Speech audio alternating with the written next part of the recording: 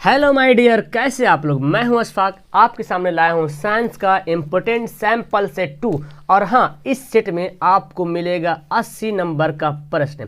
तो देखना ये है कौन कौन बंदा है जिसका तैयारी माशाल्लाह बहुत अच्छी चल रही है। तो 80 नंबर तो जरूर लाएगा। मतलब कहने का मतलब यहाँ पे आपको 40 नंबर का ऑब्जेक्टिव मिलेगा और 40 नंबर का मिलेगा सब्जेक्टिव। तो ऑब्जेक्टिव तो एकदम धुआं धुआं कर दिए आप लोग, है ना। सब्जेक्टिव देखने हैं कि सब्जेक्टिव में कितना दम है। और अगर सब्जेक्टिव की वीडियो आपको लेना है, मतलब सब्जेक्टिव जो क्वेश्चन मैं बताऊंगा उसका क्वेश्चन अगर आपको जानना है उसका आंसर, तो रोज 9:30 बजे वाली वीडियो देख लेना, ठीक है। आपको वहाँ पे सब्जेक्टिव का क्वेश्चन आंसर, यही सब सवाल का वहाँ पे सब्जेक्टिव का क्वेश्चन आंसर मिलते रहेगा। और याद करते जाओ, नोट करके। तो चलो स्टार्ट करते हैं, फटाफट यहाँ पे रेडी करते हैं। टोटल सवाल रहेगा 48 सवाल आपको देखने को मिलेगा, लेकिन बनाना 40 में 40 कम से कम बना के दिखाना। ओके, रेडी है? चलो, तो मैं भी रेडी हूँ। सवाल पहला यहाँ पे दिख रहा।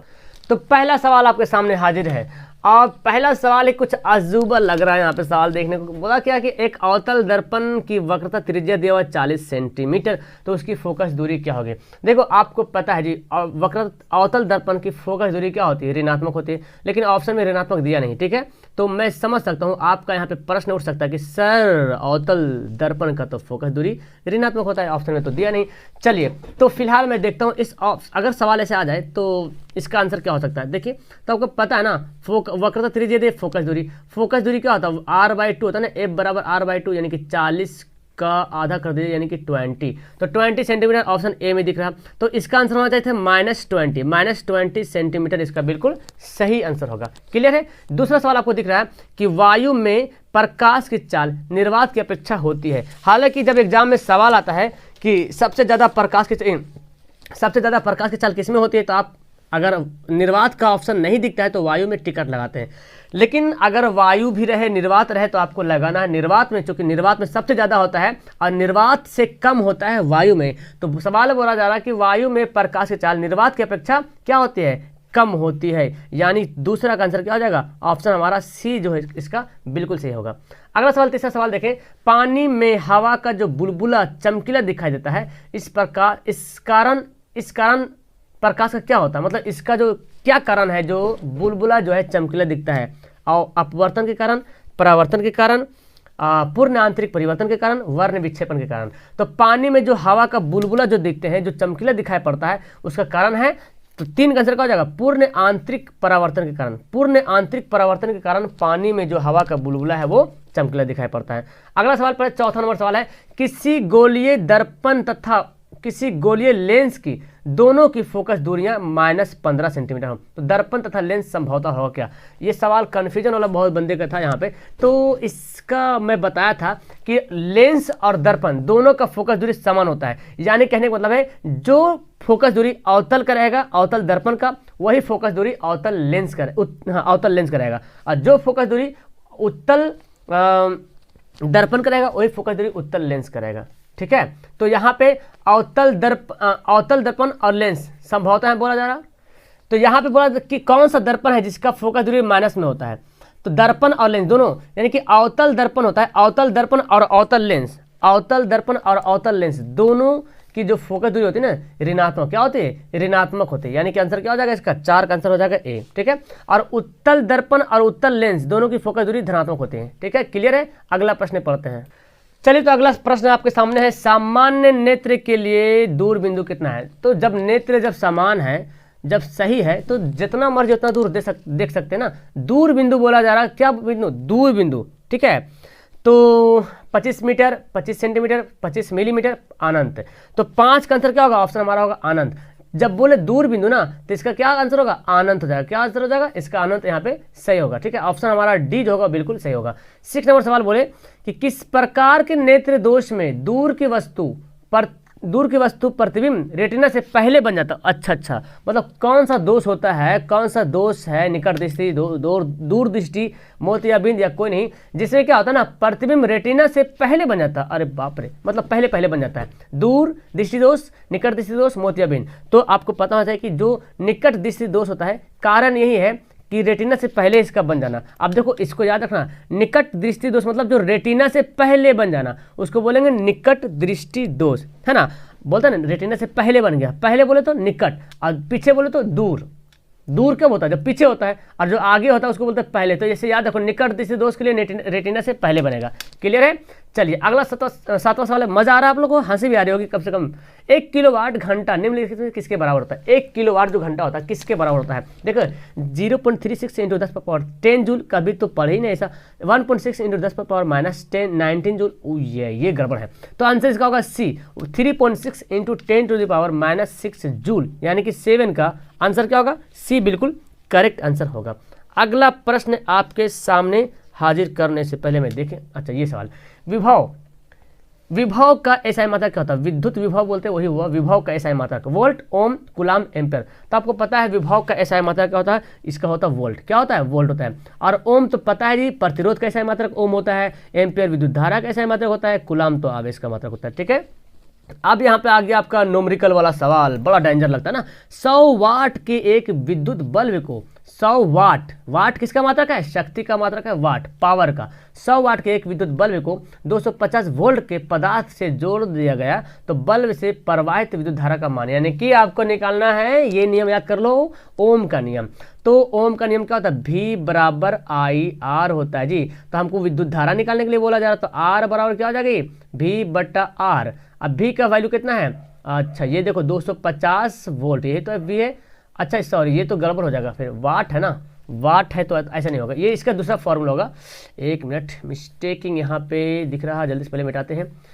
चलो, मतलब यहाँ पे सवाल बोला जा रहा ये इसका फॉर्मूला ये P बराबर VI फॉर्मूला होता है, इसको यूज करेंगे। ठीक है, P बराबर VI। ठीक है, हाँ अब मुझे याद आई।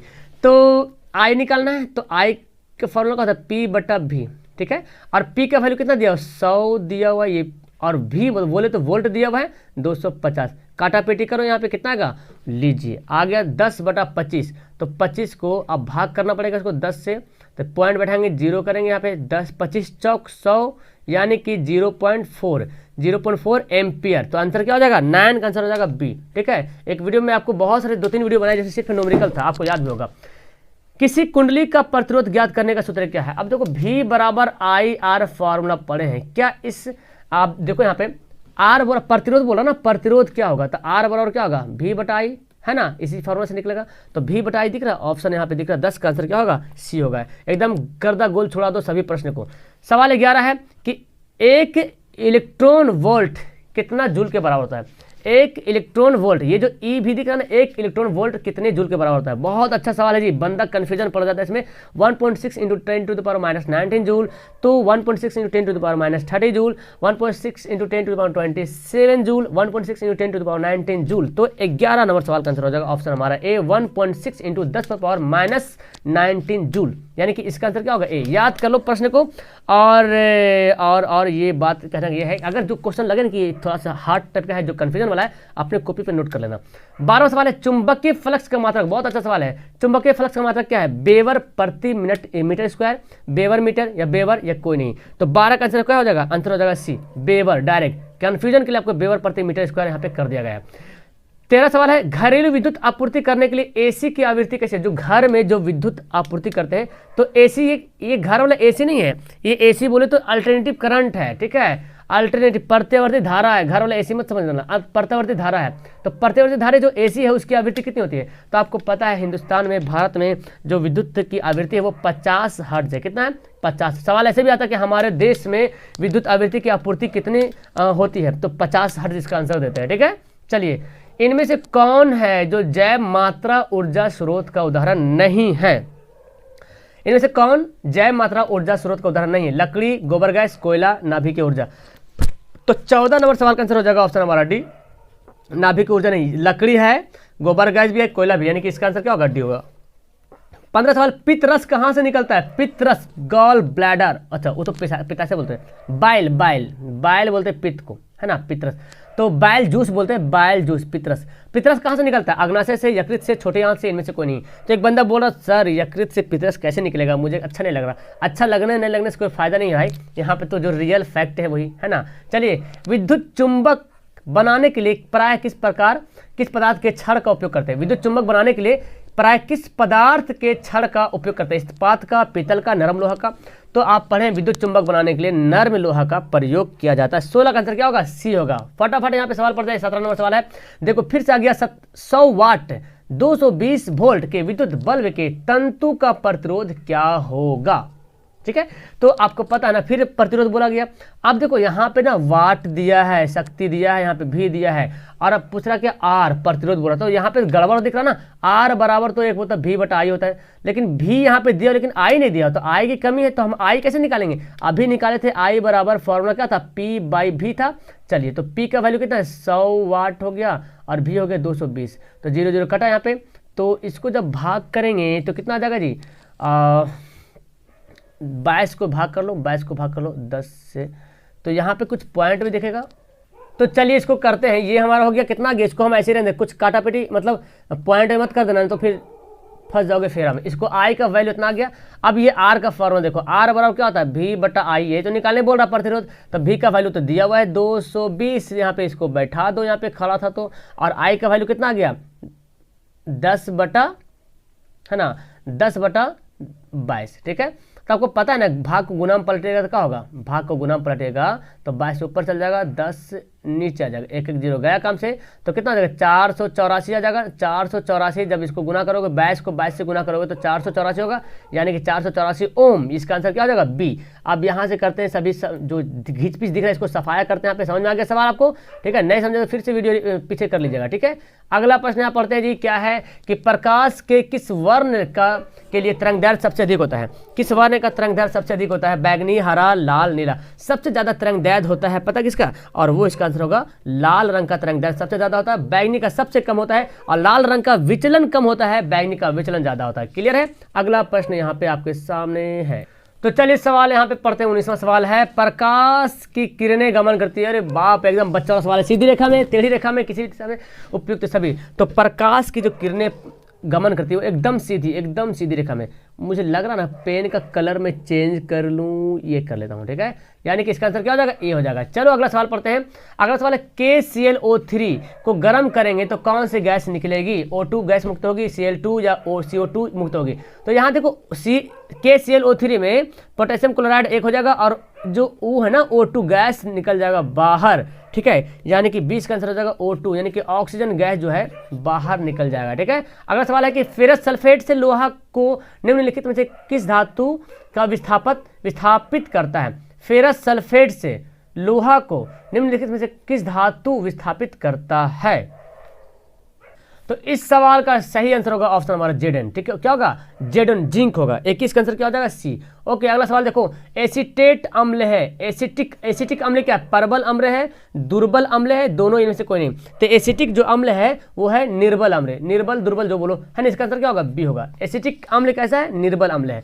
अगला सवाल है, बेकिंग सोडा का सूत्र। पता आपको बेकिंग सोडा बहुत बार पढ़े। बेकिंग सोडा जो खाने वाला सोडा बोलते हैं जी, sodium bicarbonate, NaHCO3, sodium bicarbonate. क्या इसका आंसर होगा? बी। 23 का आंसर होगा बी। अगला सवाल है, पीतल क्या है? एक धातु है, एक अधातु है, या उपधातु है, या मिश्र धातु है? तो पीतल एक मिश्र धातु है। और आपको मैं बताया था पिताजी बोले तो पीतल, तांबा और जस्ता का मिश्र धातु है। ठीक है, 25वां सवाल है, एक धातु जिसे चाकू से आसानी से काटा जा सकता है। इतना बार सवाल पढ़े, अब बंदा इसको गलती कोई कर देगा तो मैं मतलब क्या बोलते उसको, अंधविश्वास वाला जमाना आ जाएगा फिर। तो ये है जी सोडियम, पोटेशियम, लिथियम, है ना। सोडियम, पोटेशियम और लिथियम, ये 3 धातु जिसको चाकू से काटा जा सकता है। सबसे मुलायम धातु बोला जाता है इसको। अगला सवाल पढ़ते हैं, हेमेटाइट, सिडेराइट, है ना, पढ़े होंगे। हेमेटाइट किसका है? इसका है एल्युमिनियम का, Fe बोले तो लोहा का, Cu बोले तो कॉपर का, और Cr बोले तो क्रोमियम का। तो हेमेटाइट जो है लोहा का अयस्क है, यानी कि इस सवाल का आंसर क्या हो जाएगा? बी। 26 का आंसर क्या होगा? बी होगा। अगला सवाल पढ़ते हैं, कार्बन का इलेक्ट्रॉनिक विन्यास। देखो कार्बन का इलेक्ट्रॉनिक विन्यास किस रूप में दिया हुआ है, तो इसको कैसे करते हैं? इसको करने के लिए हमको पता क्या करना पड़ता है? यहाँ पे देखिए जो ऑप्शन दिया हुआ है, ओके, तो आप बंदा यहाँ पे देखो, आपको पता ना SPDF टाइप का होता है। पहले S पहला ब्लॉक S, दूसरा ब्लॉक P, फिर D, फिर F। तो ऐसे तोड़ते हैं, 2 4 में टूटेगा, 2 4 में। तो पहला में जो ना 1s2 लिखते हैं, ठीक है, 2s2 लिखते हैं, 2p2 लिखते हैं। इसका एक नियम मैं बताया था बोर्ड पे, बहुत अच्छी तरीके से अरेंज करा था कि इसको कैसे बनाते हैं। फिलहाल यहाँ पे इतना वक्त नहीं जो मैं आपको एक्सप्लेन करूँ। फिलहाल इस सवाल का आंसर हो जाएगा ए। अगर आप चाहते हैं कि इस सवाल को अच्छी तरीके से एक्सप्लेन करके बताया जाए तो फिर से मैं वीडियो मुझे बनाना पड़ेगा, ठीक है, आप लोग मुझे कमेंट करेंगे। अगला सवाल है, इथीन के बहुलीकरण से बनता है। इथीन के बहुलीकरण से बनता है। इथेन, बेंजीन, पॉलीथीन, इनमें से कोई नहीं। तो इथीन के बहुलीकरण से क्या बनता है? तो 28 का आंसर क्या हो जाएगा? 28 का आंसर हो जाएगा सी, पॉलीथीन। क्या बनता है? इथीन के बहुलीकरण से बनता है। देखो ये सब सवाल ना आपको रिमाइंड करने की जरूरत है, रिवीजन करने की जरूरत है, क्योंकि यही सब सवाल है बंदा जो नहीं बना पाता है, ठीक है। मतलब हल्का हल्का सवाल तो सब बना लेता है, लेकिन बंदा ये सब सवाल में फंस जाता है। कोई बंदा हो या कोई बंदी हो, इस सवाल में फंसता है। तो आप कोशिश करो इन सवाल को बार बार रिवीजन करने के लिए, ताकि याद हो जाए, दिमाग में सेट हो जाए। अगला प्रश्न है, ये तो कोई सब बना लेगा, बेंजीन का सूत्र। किसको नहीं पता है बेंजीन का सूत्र? इस तरह आपका फिगर भी देखने को मिलता है ना, और आता भी इस तरह से बेंजीन का सूत्र। ये है बेंजीन का, यानी कि यहाँ पे एक मतलब अल्टरनेटिव बॉन्ड होता है C6H6, ये है आपका बेंजीन। 29 का आंसर क्या हो जाएगा? सी है। अगला सवाल है, स्टेनलेस स्टील मिश्र धातु है। स्टेनलेस स्टील लोहा का, तांबा का, एल्यूमिनियम का, टिन का। तो आपको पता है स्टेनलेस स्टील निकेल, क्रोमियम और लोहा, ये तीनों, लोहा, निकेल, क्रोमियम, ये तीनों का मिश्र धातु है। तो निकेल, क्रोमियम तो यहाँ पे दिख नहीं रहा, बंदा सिर्फ एक दिख रहा है, तो यानी कि लोहा दिख रहा है, तो लोहा ही इसका होगा मिश्र धातु। 30 का आंसर क्या हो जाएगा? ऑप्शन हमारा ए हो जाएगा। अगला प्रश्न पढ़ते हैं, न्यूलैंड्स ने अष्टक नियम कब दिया था? ओहो, न्यूलैंड्स ने, जिसको बोलते हैं अष्टक नियम, कब दिया था? लेकिन इसमें बदकिस्मती की बात है कि इसमें ऑप्शन ही नहीं दिया हो। एक्चुअली इसका आंसर होगा 1865 से 1866, ठीक है। ये डेट आप याद कर ले, इसमें ऑप्शन ही नहीं दिया, तो सॉरी इसके लिए, माफ करना, और ये आंसर आप याद करो, ठीक है। अगला सवाल है, पीएच का मान 7 हो तो विलयन का हो। लो, पीएच का अगर मान 7 है, यानी कि 7 से ज्यादा नहीं ना 7 से कम है, 7 के बराबर है, तो 7 से ज्यादा होता तो बोलते क्षारीय है सर, 7 से कम होता तो बोले सर ये तो अम्लीय है, और 7 के बराबर होता तो उदासीन है, ठीक है। इसका आंसर क्या होगा? ऑप्शन हमारा 32 का सी होगा। अगला सवाल आपके सामने है, आवर्त सारणी के प्रथम वर्ग के सदस्य क्या कहते हैं? ये सवाल इतना बार पूछा जाता है, मतलब कुछ कह नहीं सकते कितना बार ये सवाल पूछा गया कि आवर्त सारणी के प्रथम वर्ग को। आपको पता है आवर्त सारणी में 18 वर्ग होता है, तो ये जो देखते हैं उदग्र समूह वर्ग उसी को बोलता है। तो पहला वर्ग में हाइड्रोजन आता है, ठीक है, लिथियम फिर आता है, तो ये जो वर्ग है इस वर्ग को बोलते हैं क्षारीय धातु। क्या बोलते हैं? क्षारीय धातु, यानी कि इसका आंसर क्या हो जाएगा? बी हो जाएगा। ओके, अगला सवाल लीजिए, यहाँ पे सवाल आपके सामने आ गया है, देखिए क्या बोलता है। तो ये है सवाल नंबर 17, ग्लूकोज का आणविक सूत्र क्या होता है? मतलब बहुत हाईलाइटेड सवाल है बच्चा, ग्लूकोज का आणविक सूत्र क्या होता है? देखो C6H12O6, CH3COOH, CH3CHO, CHCl3। तो ग्लूकोज का आणविक सूत्र क्या होता है? 34 नंबर सवाल का आंसर हो जाएगा ऑप्शन हमारा ए, ये है आपका ग्लूकोज का सूत्र, ठीक है। आपको मैं यहाँ पे एक होमवर्क दे रहा हूँ, और कष्ट सहिएगा थोड़ा सा। आप ना इसका क्या नाम है, जैसे इसका नाम क्या है? ग्लूकोज है, तो CH3COOH का क्या नाम है? CH3CHO का क्या नाम है? CHCl3 का क्या नाम है? ये अगर आपको पता है और तो ठीक है, नहीं पता तो किताब खोलिए और पलटिए किताब को, और मिलेगा किताब में, केमिस्ट्री किताब में, ठीक है। तो उसमें कार्बन उसकी यौगिक शायद उसमें है, या तो फिर हाँ उसे मिलेगा, तो आप उसको खोलो और देखो, और देख करके कमेंट करो, ताकि कम से कम देख तो लोगे यही बहाना से। अगला सवाल है, अब तक कितने तत्वों का पता लग चुका है? 118, 114, 104, 116। तो अब तक जो ना टोटल 118 है ना, 118 तत्व जो अब तक खोजे जा चुके हैं। क्लियर है? 36वां सवाल यहाँ पे है, हाँ, प्राकृतिक में ऑक्सीजन का संतुलन कैसे बना होता है? प्राकृतिक में ऑक्सीजन का संतुलन कैसे बना रहता है? संयोजन क्रिया द्वारा, या प्रकाश संश्लेषण क्रिया द्वारा, या अपघटन के द्वारा, या इनमें से कोई नहीं। 36 नंबर सवाल का आंसर हो जाएगा ऑप्शन हमारी भी। जाहिर सी बात, प्रकृति में ऑक्सीजन का संतुलन जो बनाया जाता है प्रकाश संश्लेषण के द्वारा, क्योंकि प्रकाश संश्लेषण के कारण ही ऑक्सीजन का संतुलन बनता है। अगर ये नहीं होगा तो फिर ऑक्सीजन भी नहीं मिल पाएगा हम लोग को, फिर तो जिंदा भी नहीं रह पाएंगे यार, कैसे पढ़ेंगे। चलो अगला सवाल है, हाइड्रा में क्या नहीं पाया था? मस्तिष्क, तंत्रिका, मुख, स्पर्श। हाइड्रा में क्या नहीं पाया था? लीजिए, हाइड्रा में मस्तिष्क नहीं पाया था। आज से जिस बंदा के पास मस्तिष्क नहीं है उसका नाम मैं रखूंगा हाइड्रा, ठीक है, हाइड्रा। जिस बंदा या जिस बंदी के पास मस्तिष्क तो सबके पास, लेकिन जो यूज नहीं करता उसको मैं बोलूंगा हाइड्रा, हाइड्रा। ओके, चलिए अगला सवाल है, मानव हृदय में कितने कोष्ठ होते हैं? मानव हृदय में कितने कोष्ठ? 2, 4, 8। आपको पता है मानव हृदय में 4 कोष्ठ होते हैं जी, 4 कोष्ठ होते हैं। और मैं बताया था कॉकरोच में, पता है कॉकरोच में 13 कोष्ठ होते हैं, कॉकरोच में 13 क्वेश्चन, 2 क्वेश्चन होते हैं मछली में, है ना, 4 क्वेश्चन होते हैं मगरमच्छ में, इस तरह से याद कीजिएगा। 39 नंबर सवाल देखिए यहाँ पे, ओजोन परत पाया जाता है वायुमंडल के निचले सतह में, वायुमंडल के ऊपरी सतह में, वायुमंडल के मध्य सतह में, इनमें से कोई नहीं।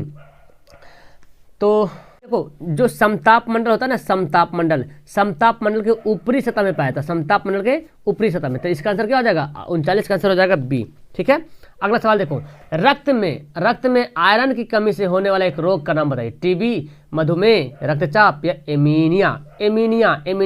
तो रक्त में लोहा की कमी होता है ना, जिसको बोलते हैं एनीमिया का रोग, किसको बोलते हैं एनीमिया। अब पता है जिसके पास लोहा एनीमिया की बीमारी होती है, चिड़चिड़ाहट बहुत आएगा, चिड़चिड़, देखते हैं दादा दादी बहुत चिड़चिड़ाता, अरे तुम कहाँ गया था रे, मेरा डंडवा कहाँ है रे, ऐसे चिल्लाता होगा ना, बहुत मतलब थोड़ा चिढ़ा करके, मतलब क्या बोलते हैं, चिड़ा करके बात करता होगा। तो जिसके अंदर खून की कमी होता है, आप भी तो नहीं चिड़चिड़ाते हैं ना। और टीबी तो जानते हैं, रक्तचाप, मधुमेह जो है इंसुलिन की कमी से डायबिटीज जानते हैं। चलिए ठीक, अगला सवाल यहाँ पे, ऑक्सीजन क्या है, वसा है, एंजाइम है, हार्मोन है, कार्बोहाइड्रेट। तो ऑक्सीजन तो पता है आपको, पादप हार्मोन है, इसलिए 41 का आंसर क्या हो जाएगा, सी हो जाएगा। ठीक है, ओके, अगला सवाल है, द ऑरिजिन ऑफ स्पीसीज नामक पुस्तक किसने लिखी। द ऑरिजिन ऑफ स्पीसीज नामक किसने पुस्तक लिखी, डार्विन, ओपेरिन, लैमार्क या इनमें से कोई नहीं। तो ये भी सवाल मैं पढ़ाया हूँ, बहुत बार आप पढ़ चुके हैं। डार्विन जो है द ऑरिजिन ऑफ स्पीसीज नाम की किताब लिखी। ठीक है, अगला सवाल है, क्लोरोफिल में वर्णक का रंग होता है, यानी कि क्लोरोफिल में जो वर्णक होता है उसमें उसका रंग कैसा होता है, लाल, हरा, नीला, सफेद। तो कर दीजिए ना इसको हरा, है ना, हरा ही तो होता है, पूरा हरा कर दो। और ब्लड में जो ब्लड में क्लोरोफिल होता है, सॉरी, ब्लड में जो हीमोग्लोबिन होता है, जिसके कारण खून जो है लाल होता है, तो यहाँ पे क्या है, हरा है, क्लोरोफिल के कारण हरा होता है रंग। ठीक है, तो 43 का आंसर क्या हो जाएगा, आंसर है 1। अगला सवाल है, टिहरी बांध, देखो जी, टिहरी बांध का निर्माण किस प्रदेश में किया गया है, उत्तर प्रदेश, उत्तराखंड, राजस्थान, मध्य प्रदेश। टिहरी बांध का निर्माण, तो टिहरी बांध का निर्माण जो उत्तराखंड में किया गया, किस वन में, उत्तराखंड में किया गया। तो चलिए अगला प्रश्न पढ़ते हैं। अगला प्रश्न है, CFC का पूरा नाम क्या है। CFC क्लोरोफ्लोरोकार्बन, लीजिए मैं तो बता दिया, क्लोरोफ्लोरोकार्बन, CFC का पूरा नाम है क्लोरोफ्लोरोकार्बन, जो कि ओजोन परत को सबसे ज्यादा नुकसान पहुंचाने वाला यही गैस है, CFC क्लोरोफ्लोरोकार्बन। 45 का आंसर क्या होगा, सी होगा। अगला सवाल है, एक वयस्क मनुष्य के कितने दांत होते हैं। वयस्क मतलब एक जवान आदमी के कितने दांत होते हैं, 28, 30, 32, 34। किसका 32 दांत आया, फिलहाल तो एक वयस्क मनुष्य है उसके पास तो 32 दांत रहेगा, है ना। तो जिसके पास 32 दांत नहीं आया मतलब वयस्क नहीं हुए हैं, ये पहचानने का तरीका है। चलिए अगला सवाल यहाँ पे क्या बोलता है कि सही आहार श्रृंखला चुनिए।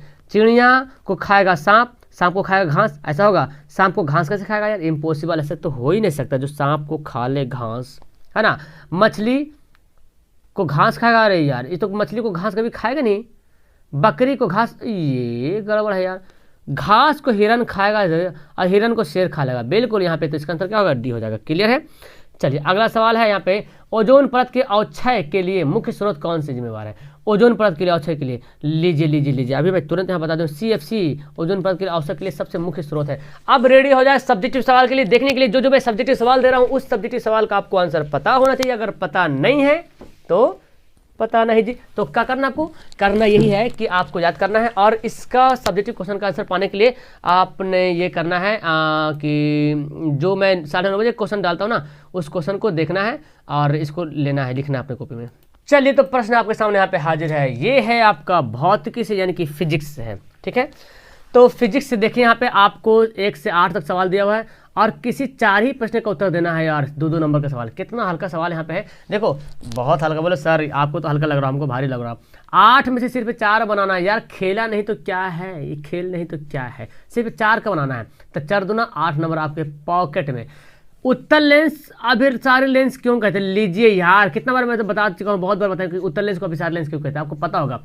सूक्ष्मदर्शी में बनने वाले प्रतिबिंब का किरण आलेख खींचे, तो अगर आता है तो ठीक है, नहीं आता तो गैप कर सकते, इसको लिप्स कर सकते, लेकिन आना चाहिए आपको। इसका आंसर मैं बता दूंगा, डोंट वरी। 9:30 बजे सुबह में वीडियो चलेगी, उसमें सब्जेक्टिव क्वेश्चन मिलेगा और इसको देखना। प्रिज्म से होकर प्रकाश के अपवर्तन का किरण आलेख कीजिए। तो किरण आप खींचने वाला देख लीजिए, प्रिज्म वाला आपको पता है, इस तरह से प्रिज्म में रहता है, इस तरह से, है ना। प्रकाश का अपवर्तन क्या है, लीजिए कितने नियम है, कितना बहुआ वाला सवाल आ गया, वाह वाह। परिनालिका का स्वच्छ नामांकन चित्र बनाइए। परिनालिका का चित्र बनाना बस, और कुछ नहीं करना है। तो जो पेंटर साहब यहाँ पे बना लेंगे, चलिए अगला है यहाँ पे क्या है कि भारत के 4 परमाणु शक्ति संयंत्र के नाम बताइए तथा ये कहाँ है। लीजिए ये भी अच्छा सवाल है, परमाणु शक्ति का नाम याद कर लो, कहाँ कहाँ है और मतलब कौन कौन है और वो कहाँ कहाँ है। प्रतिरोधकता क्या है, तो बहुत अच्छे तरीके से जानते हैं, प्रतिरोध से ही बना, प्रतिरोधकता क्या है, इसका मात्रक क्या है। आदर्श ईंधन क्या है, इनकी 2 विशेषताएं। 4 नंबर का आंसर आपको पता है तो 8 नंबर मेरे तरफ से, ठीक है। चलिए और नहीं पता है तो जितना पता है उतना जोड़ लेना, लास्ट में मुझे कमेंट करना। लॉन्ग सवाल है और किसी एक ही का उत्तर देना, 6 नंबर मिलेगा। विद्युत चुंबकीय प्रेरण किसे कहते हैं, इसे दिखाने के लिए एक प्रयोग का वर्णन करें, ठीक है। दूसरा है प्रतिरोध क्या है, किसी कुंडली का प्रतिरोध आमीटर और वोल्टमीटर की सहायता से ज्ञात करने के लिए एक प्रयोग का वर्णन करें। यानी कि प्रतिरोध जो सिद्ध करने वाला बताया गया था, मैं वीडियो बनाया था सब्जेक्टिव प्रतिरोध सिद्ध करने के लिए, तो उसका मैं लिंक यहाँ पे कोशिश करूंगा डाल देने के नीचे, उसको देख लेना। तो उसमें एमीटर और वोल्टमीटर कैसे जुड़ा हुआ बैटरी से, उस तरह से इसको वर्णन करना है, तो आपको 6 नंबर आपके हाथ में, ठीक है। चलिए तो अगर एक भी सवाल याद नहीं है तो कोई दिक्कत नहीं, एक नहीं मिलेगा नंबर, और याद है तो आपको नंबर मिलेगा, ठीक है।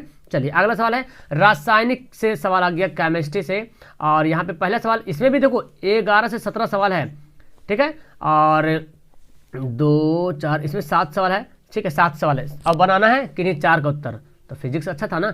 एक उदाहरण द्वारा दिखाइए कि अपचयन उपचयन और अपचयन की अभिक्रिया साथ साथ होती है। बस आपको एग्जाम्पल लिख देना, जो अभिक्रिया है ना उपचयन अपचयन का अभिक्रिया, बस उसको लिख दीजिएगा बस। अब आपको मिल जाएगा 2 नंबर। कितना हल्का सवाल है, केमिस्ट्री तो और हल्का, खाली लिख दो, केमिकल लिख दो, इक्वेशन लिख दो, हो जाएगा। आयोडीन युक्त नमक के उपयोग की सलाह क्यों दी जाती है, लीजिए तो बहुत बार पढ़े, आयोडीन युक्त नमक की सलाह क्यों दी जाती है आपको।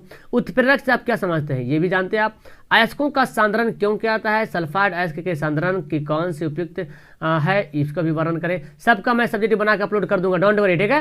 निस्तापन एवं जारन ये तो मैं बहुत बार बताया हूँ, 2-3 वीडियो बन चुका है, आप देख लेना। एस्टीकरण क्या है, ये देखो अभी ही आज या कल या परसों आपको मैं एस्टीकरण के बारे में बताया था, जिससे एस्टर बना था, जिसको बोलते हैं ना अतर वगैरह जिसे बनता है। सुबह में कल सुबह में गया था वीडियो, ठीक है। एस्टीकरण क्या है, समीकरण द्वारा बताया, समीकरण भी मैं आपको बताया था। श्वसन क्रिया को ऊष्माक्षेपी अभिक्रिया क्यों कहते हैं, लीजिए श्वसन क्रिया को ऊष्माक्षेपी। तो यहाँ देख रहे हैं एक सवाल बनता है ना, ऑब्जेक्टिव सवाल आपको बनता है, देखने को मिलता है ऑब्जेक्टिव सवाल कि इनमें से किससे श्वसन क्रिया में कौन सा अभिक्रिया होता है। श्वसन में जो होता है ऊष्माक्षेपी, कौन सा अभिक्रिया, श्वसन में ऊष्माक्षेपी अभिक्रिया होता है, ठीक है, ठीक है। चलिए हो गया। अगला सवाल देखो, यहाँ पे देखो लॉन्ग वाला सवाल है, इथेनॉल क्या है, इसका सामान्य सूत्र लिखिए। प्रयोगशाला में इथेनॉल कैसे बनाया जाता है, इसके गुण एवं उपयोग लिखे। ये आपको मिल जाएगा वीडियो, डोंट वरी। इथेनॉल की प्राप्ति किण्वन विधि द्वारा से कैसे, इथेनॉल के 2 उपयोग लिखो, ये भी मिल जाएगा, डोंट वरी। हालांकि शायद ये वीडियो मैं बनाया हूँ, लेकिन इसको भी मैं डाल दूंगा।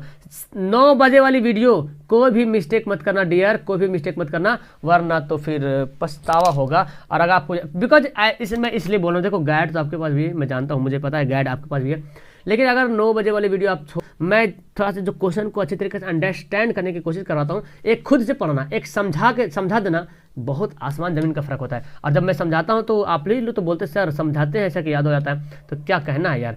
चलिए जीव विज्ञान का सवाल आ गया, यहाँ पे देखता हूँ जीव विज्ञान में कितना सवाल है। यहाँ पे 20 से 26 से सवाल है, यहाँ पे 2 सवाल और मिलेगा उधर पीछे, और इसमें 2-2 नंबर का है, और 4 का आंसर देना है। न्यूलैंड्स का अष्टक नियम की सीमाएं क्या थी, ये बताना आपको, ठीक है। रक्त क्या है, इसके संगठन का वर्णन।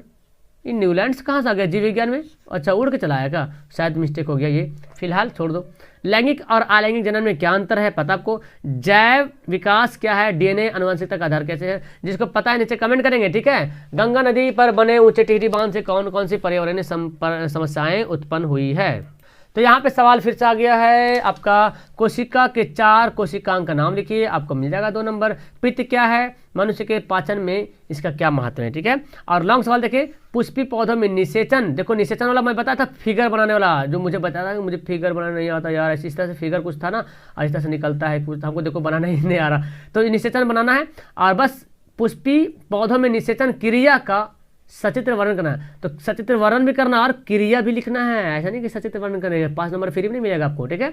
विरिक का नामांकन चित्र बनाए, देखो विरिक का चित्र बनाना है और वर्णन करना है जी, यानी कि किडनी होता है ना, किडनी जिसको बोलते हैं, हाँ विरिक जानते हैं आप अच्छे तरीके से, किडनी होता है, उसका चित्र बनाइए और उसका वर्णन कीजिए। तो अब मुझे आप कमेंट करेंगे, अब आपका रिजल्ट का बारी आ गया है, और मैं रिजल्ट आप ही के मुँह से सुनना चाहता हूँ, मैं नहीं बोलूँगा यार, ठीक है। आप अपना मुँह से बोलेंगे रिजल्ट कि आपको 80 नंबर एकदम ईमानदारी से, 80 में कितना सवाल आपको, 40 नंबर तो देखो 40 का 40 तो बना लिए होंगे, 48 में तो 40 सवाल पक्का बन गया होगा, 40 नंबर आपका फिक्स है।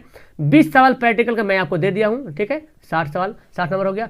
40 नंबर में कितना सवाल आप बनाए होंगे? क्या 40 में अगर 40 नहीं तो कम से कम 20 तो बना होगा, है ना? 20 नहीं तो 25 बना होगा। मैं मानता हूँ, चलो आपको मैं दे देता हूँ 20 नंबर बन गया होगा उम्मीद से, तो 80 नंबर आ जाएगा। पुअर स्टूडेंट भी 80 नंबर लाएगा, लेकिन जो टैलेंटेड है तो मुझे तो उम्मीद है यार कि गर्दा गोर यहाँ पे 80 नंबर लाएगा, 75 80 के सब बीच होगा। मुझे कमेंट जरूर करना, मेरा इंतजार है आप सभी के कमेंट का, ठीक है, मैं वेट करूंगा आपके कमेंट का। ओके, वीडियो को यहाँ पे लास्ट करूँ, मिलता हूँ आपको नेक्स्ट वीडियो में कल। फिर आपको सुबह में मिलेगा सोशल साइंस का 80 नंबर का सवाल। रेडी रहना देखने के लिए। और जो मैं सवाल जो पिछली वीडियो में सवाल बताया था उन सभी सवाल को देखो, याद करो, मस्त से पढ़ो। Okay bye. और पहली बार अगर आए हो ना तो चैनल को सब्सक्राइब कर लो यार, है ना। 6 बजे सुबह क्लास होती है आपको यहाँ पे रोज क्लास चलती है 6 बजे सुबह में। और आपको यहाँ पे 9 बजे सुबह क्लास चलती है, और फिर 8 बजे भी क्लास होने की संभावना है, और 12 बजे दिन में, और 6:30 बजे शाम को, 6 बजे शाम को, ठीक है, 3 बजे दिन में भी क्लास होती है। तो ये सब क्लास पढ़ लो, है ना, एकदम तैयारी बम्पर हो जाएगा। Okay bye, that's all, thank you everyone.